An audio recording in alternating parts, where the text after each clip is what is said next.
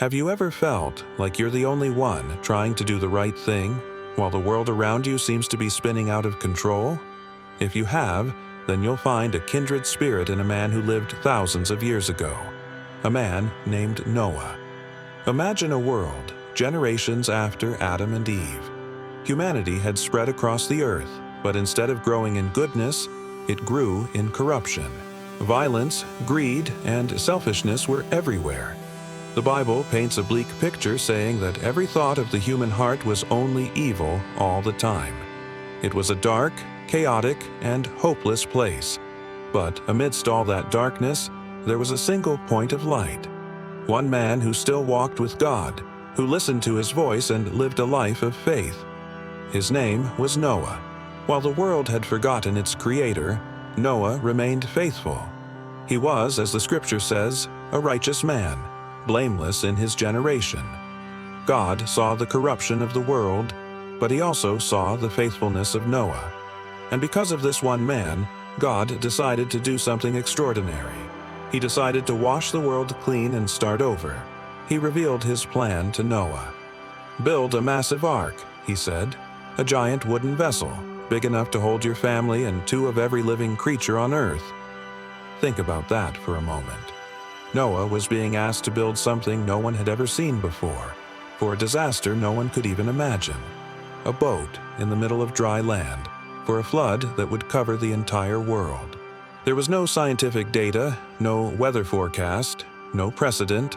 There was only God's word. And for years, Noah worked. Day in and day out, he hammered and sawed, building this enormous vessel. Can you imagine the looks he got? The whispers, the mockery. People must have thought he was absolutely crazy. An ark? For what, Noah? It's not even cloudy. But Noah kept building. He didn't need proof from the world because he had a promise from God. His faith was his blueprint, and his obedience was his hammer. When the ark was finally finished, just as God had said, the animals began to arrive. 2 by 2 they came, a parade of creation making its way into the safety of the ark. And then Noah and his family entered, and God himself shut the door. And the rain began to fall. Not a gentle shower, but a deluge. For 40 days and 40 nights, the floodwaters rose, swallowing up hills and then mountains until the entire world was covered by a vast, silent ocean. Everything outside the ark perished, but inside, sheltered by the wood he had shaped and the faith he had held, Noah, his family, and the animals were safe. After many months, the waters began to recede. Noah sent out a dove, and when it finally returned with a fresh olive leaf in its beak, he knew. He knew that life was returning to the earth. When the ark finally rested on a mountain and the ground was dry, Noah stepped out. And what was the very first thing he did? He built an altar and worshipped. Before building a home, before planting a field, he gave thanks to the God who had saved him. It was then that God made a promise, a covenant with all of humanity.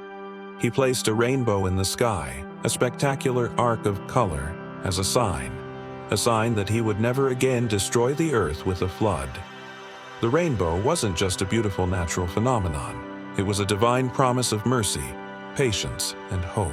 Noah's story is so much more than a tale about a big boat and a lot of animals. It's a powerful story about grace. In a world drowning in its own sin, one man's faith was the lifeline for his family and for the future of humanity.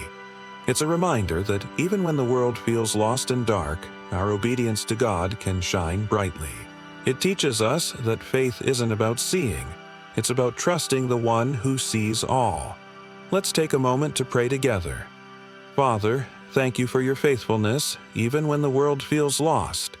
Help us, like Noah, to trust you when we don't see the full picture, and to remain obedient even when others doubt or misunderstand. Thank you for your incredible promise of mercy, and for always giving us a new beginning through your grace. In Jesus' name, amen. Thank you so much for watching. If this story resonated with you, please give this video a like and consider subscribing to join our community. We'd love to have you with us. God bless.